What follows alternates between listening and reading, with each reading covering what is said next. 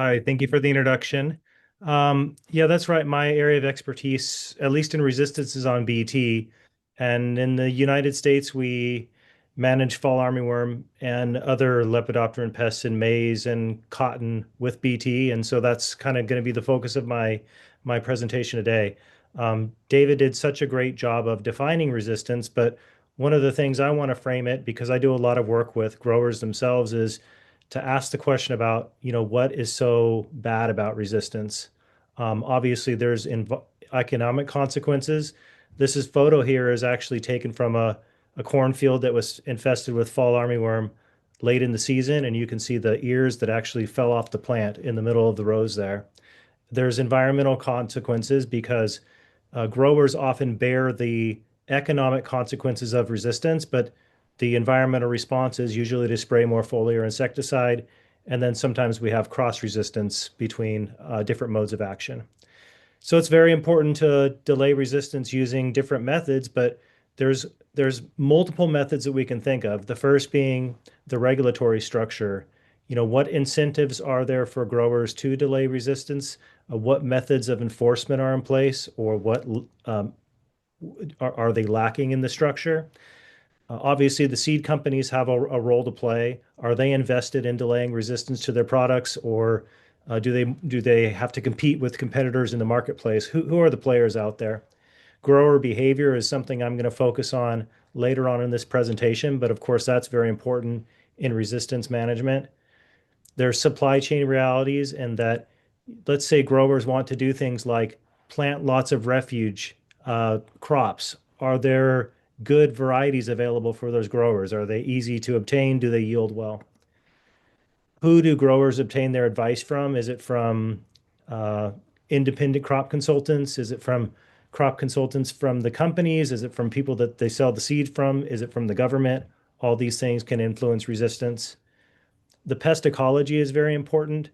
Whether a pest disperses locally within the field, whether it migrates across the landscape, what sort of host it uses, these are all very important in resistance management.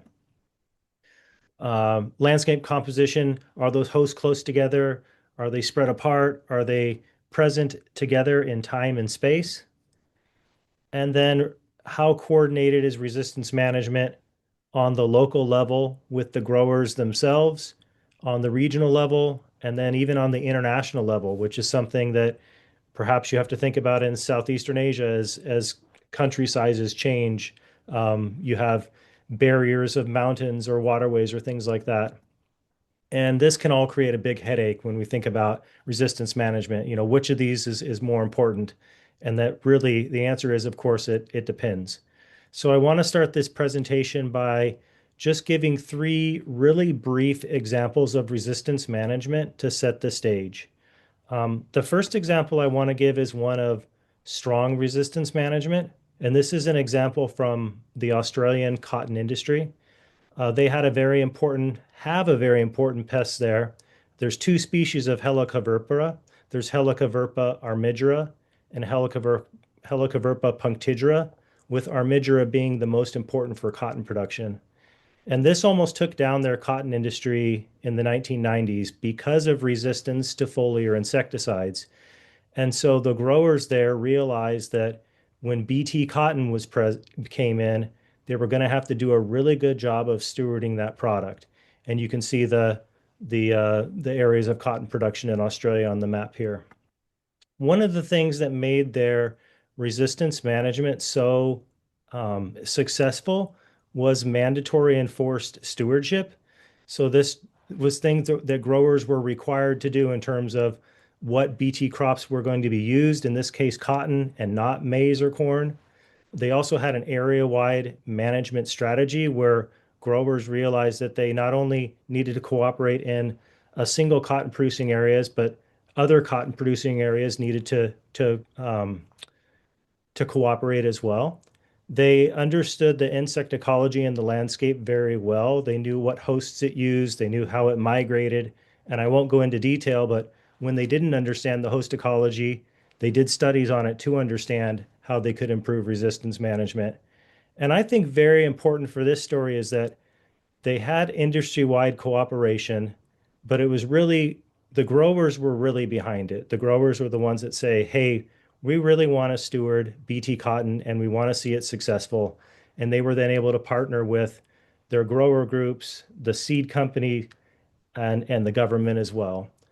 BT was really an advantage for them because they were spraying less foliar insecticide on the cotton. And so it helped increase biological control, which had knock-on effects for other pests. And they had very good monitoring systems in place where they were able to, as David mentioned, identify maybe those small genetic changes that were being taken for resistance over time rather than seeing field failures. So this was just a great example of strong resistance management. And I want to contrast that with a case that's room for improvement, and that's the use of BT corn or maize for fall armyworm management in Brazil. This is a very challenging pest to manage because most parts of Brazil are tropical. And so that means that this pest has multiple generations per season. There's often multiple crops in a given field in the season. And so there's this sequence of crops that the fall armyworm can use and just be really, really exposed to these BT toxins over time. It's almost the exact opposite of the Australian case where rather than mandatory stewardship, there was no enforced stewardship. There's no really cooperation between growers, either on the area or within the industry. I've already mentioned what a challenging place it is to manage a pest like fall armyworm. Insecticides are used very frequently and kind of complicate the system. And unlike the Australian example where there was a good system of monitoring in place, in Brazil, fall armyworm BT resistance was only discovered with field failures. The last example of thumbnail sketch I want to give is from the United States. And the United States, I would say, is probably somewhere between the strong management, the strong stewardship example from Australia, and the major room for improvement from the Brazil example. And the example I want to give is from a pest that's related to Helicoverpa armigera, that's known as Helicoverpa zea. And it's a pest of cotton, corn, soybeans, sorghum, a number of for different crops. But importantly, in the US, both BT corn and BT cotton are grown in the same areas. And this pest uses both of these crops for a host, and both of these crops express BT in the United States. So that creates a sequence of hosts that the insect can use to be exposed to BT traits multiple times over the course of a single season. In the United States, stewardship was very good for this pest early on, but it soon eroded over time. Just changes happened in the system where it wasn't quite as good as it once was. There was no area-wide management between growers or across the industry.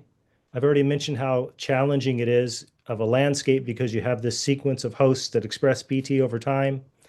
Uh, Industry did some cooperation, but in the US, they have to register these traits individually with the United States Environmental Protection Agency. And because of that, there's individual resistance management plans for each trait rather than a single overarching one across the system, across companies. Another problem was that there were single BT products that were introduced and then pyramided ones that were introduced alongside of them, but there were overlapping times where these single and pyramided products were planted, meaning that the insect was exposed to these single traits over time that eroded some of the traits in the pyramided products. And then resistance was discovered with monitoring early on.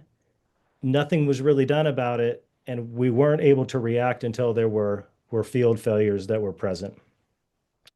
So this kind of might leave you sitting there with your wanting to tear your head out. We've talked about how complicated it is to manage resistance, and we've given some good examples and bad examples.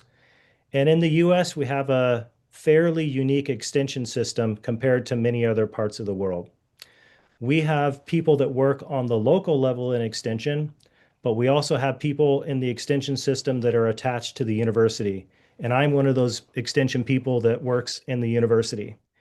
And really, one of the very few things I can actually do about resistance is to change grower behavior. And regarding Bt resistance, one of the easiest ways I think to change grower behavior would be to get them to plant more non-Bt refuge. So in the area of the United States where I live, growers are required to plant to their total corn acres 20% to non-Bt uh, corn hybrids.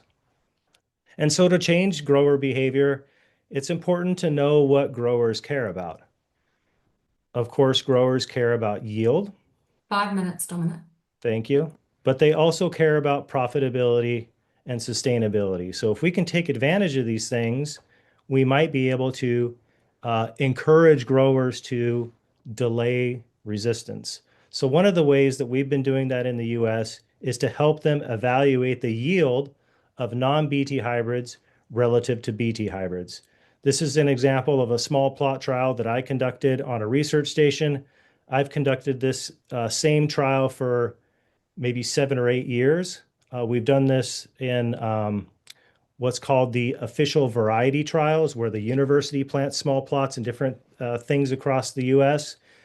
We've combined data looking at the uh, yield increase of Bt corn relative to non-Bt corn over time, and we've seen some effects by planting date.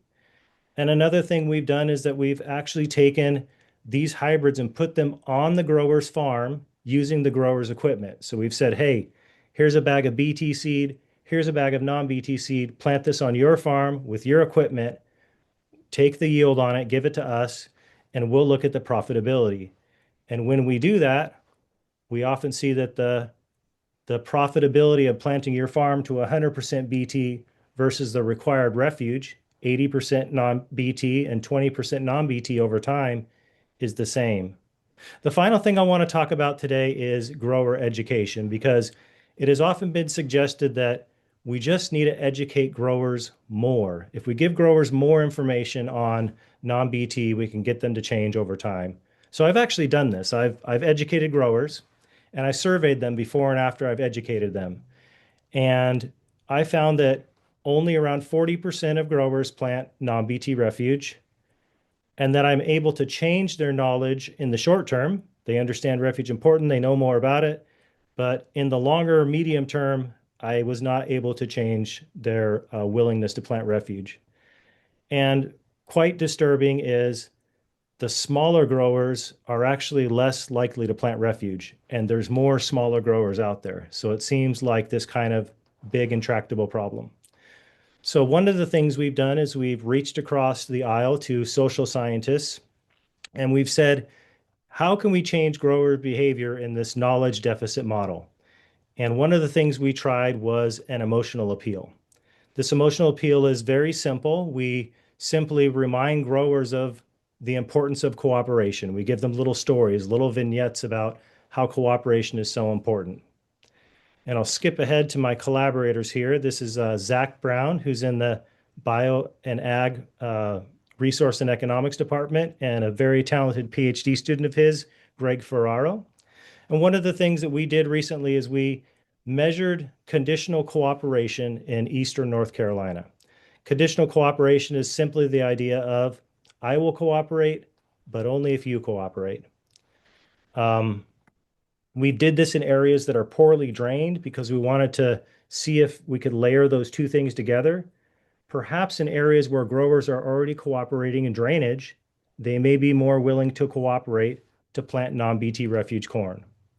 And we One did this minute, through, okay, Dominic. we did this through our extension efforts. Very simply, we had them play a game. The growers, we measured conditional cooperation in this game. Basically, we were able to tell which growers were willing to cooperate and which were not.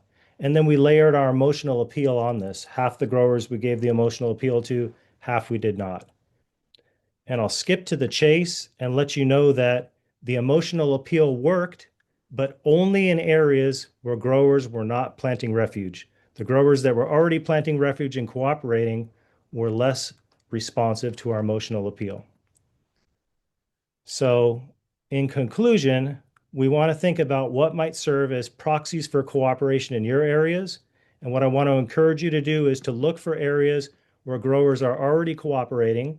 These are areas where they might be more willing to plant non-BT refuge.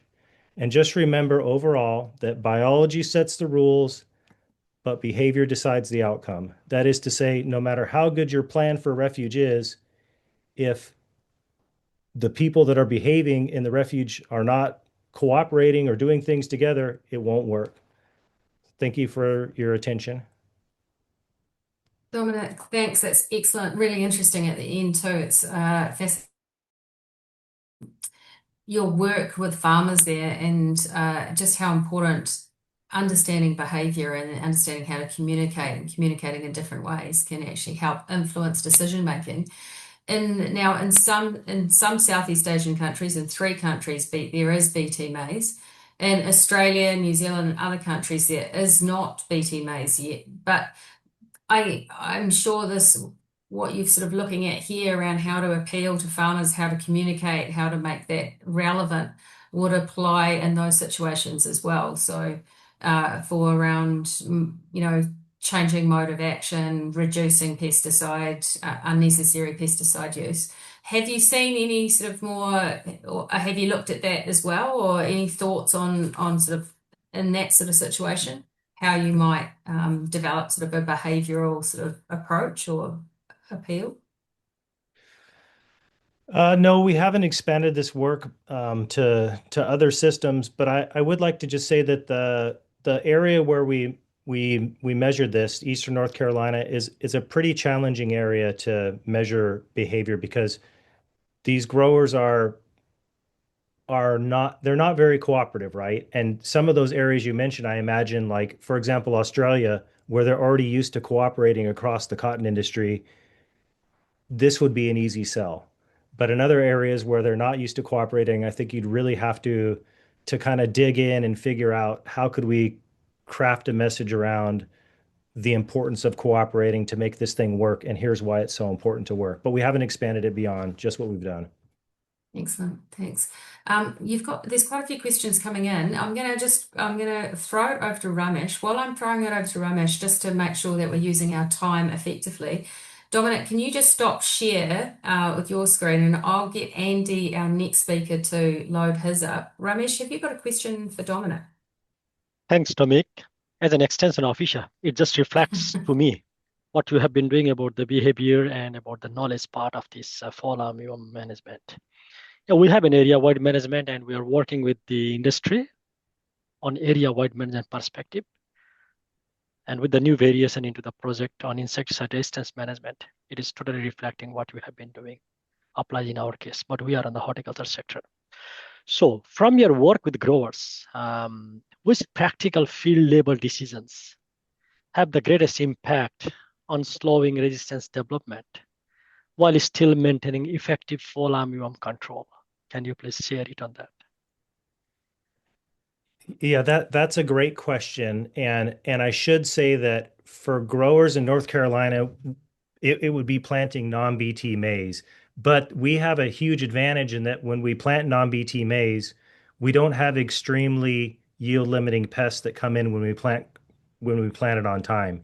If I were to give this presentation in Brazil or I don't know, Vietnam or something, right, where you would have a tropical climate, it would be a more difficult sell, I would think, because you would have to measure that with loss of the crop. So there's going to have to be some foliar or insecticide spraying that's layered into that message to go along with it to prevent massive loss to the refuge crop. But I think if you can identify the importance of the refuge, that'll go a long way to helping. The other thing I'll say too is I wasn't able to mention something called natural refuge, and David alluded to the fact that this pest uses 300 different hosts. If you can identify hosts in the environment that are non-crop hosts that are maybe contributing to susceptibility, that would be helpful too. So I think understanding the biology of the insect in the respective countries is going to be an important part of resistance management.